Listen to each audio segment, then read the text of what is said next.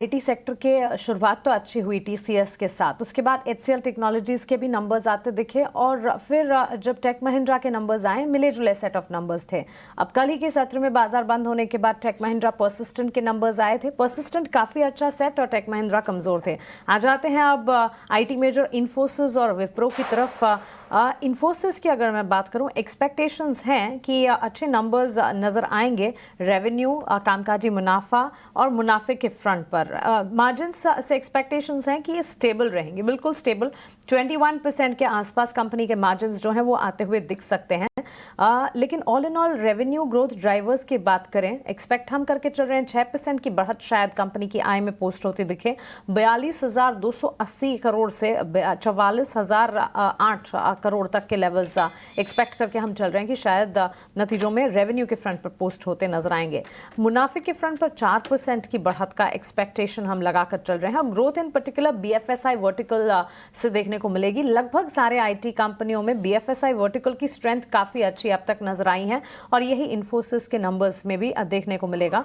BFSI vertical अच्छा करेगा जिसके चलते रेवेन्यू में बढ़त दिखेगी। मार्जिन स्टेबल है। हेडविंड्स की अगर बात करें यानी कि concerns, higher SNM investment, legal और प्रोफेशनल कॉस्ट है जो कि एक तरह से फ्रिक्शन या कंसर्न का काम करेगी। टेलविंड, रुपी डेप्रिसिएशन और ऑपरेशनल एफिशिएंसीज जो हैं वो पॉजिटिव का काम करेंगी।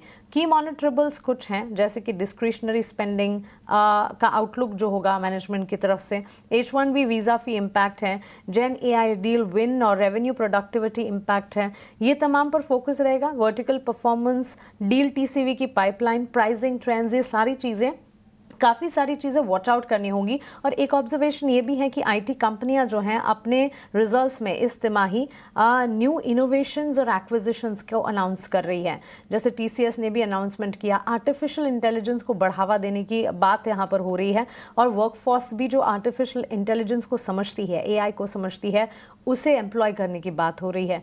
तो इस पर भी नजर रहेगी क्या इन्फोसिस भी ऐसे कोई अनाउंसमेंट करते हैं।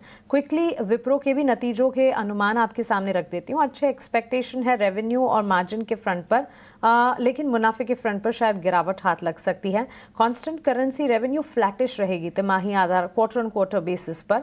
और साथ ही बीएफएसआई वर्टिकल, अगेन ये वर्टिकल ही ग्रोथ दिखाएगा। वीकनेस मैन्युफैक्चरिंग, रिटेल, सीपीजी और लॉजिस्टिक्स से नजर आएगी। सेकेंड हाफ एक्सपेक्टेड है कि काफी बेहतर रहेगा फर्स्ट हाफ से, क्योंकि स्ट्रॉन्ग डील क्लोजर्स जो है उसकी विजिबिलिटी देखने को मिलेगी। मार्जिन्स बिल्कुल ही टाइट रेंज में रहने की अनुमान हम लगाकर चल रहे हैं, because large deal ramp ups हैं, कुछ निवेश, कुछ एक्सपेंसेस हैं, जिसका एक इम्पैक्ट ओवरऑल नतीजों पर देखने को मिलेगा। Q3 गाइडेंस टोन क्या रहेगा मैनेजमेंट की तरफ से और लार्ज डील एग्जीक्यूशन पर मैनेजमेंट क्या कहता है, इस पर नजर रखेंगे हम। H1B वीजा फी इम्पैक्ट पर नजर रखनी ही है। मार्जिन वर्टिकल कमेंट्री क्या है, इस पर नजर रहेगी। ऑल इन ऑल विप्रो और इन्फोसिस नंबर्स डिसेंट रहेंगे। विप्रो में मुनाफे में गिरावट नजर आ सकती है, लेकिन इन्फोसिस हर लिहाज से एक्सपेक्टेड है रेवेन्यू, प्रॉफिट, मार्जिन के फ्रंट पर ठीक ठाक नतीजे रहेंगे। क्विकली एक टेक निवेश आपसे जानना चाहूंगी। दोनों आईटी मेजर्स के नंबर्स कल स्लेटेड हैं। आप क्या कहते हैं इन दोनों स्टॉक्स पर? टेक्निकली चार्ट्स पर किस तरह के सेंटिमेंट्स डेवलप हो रहे हैं? स्टॉक के अंदर जिस तरह से चार्ट स्ट्रक्चर है, अगेन एक वीकली चार्ट के ऊपर डबल बॉटम स्ट्रक्चर बना है। अभी फिलहाल स्टॉक 100 डेज की एवरेज के आसपास एक रेजिस्टेंस फेस कर है। मैं मानता हूं कि 260, जहां पर 200 डेज की एक्सपोनेंशियल मूविंग एवरेज का एक रेजिस्टेंस एरिया, अगर 260 के ऊपर ये स्टॉक निकलता है तो काफी बड़ी मूवमेंट एक्सपेक्ट है, क्योंकि स्टॉक वीकली चार्ट्स के ऊपर डबल बॉटम बना है और यहाँ से ट्रेंड रिवर्सल अगर आएगा तो स्टॉक के अंदर हम लोग जो है वो एक बड़े मूव का एक्सपेक्ट कर सकते हैं। तो 260 काफी क्रुशियल लेवल है। मैं 260 के ऊपर वॉच रखूंगा।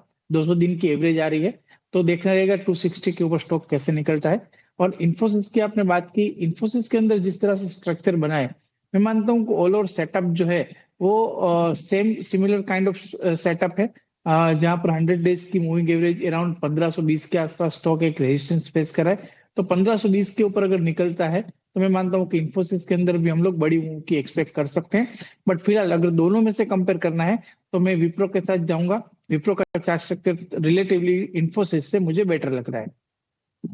आपको ज्यादा बेहतर लग रहा है, तो दोनों दिग्गज कंपनियों के नतीजे कल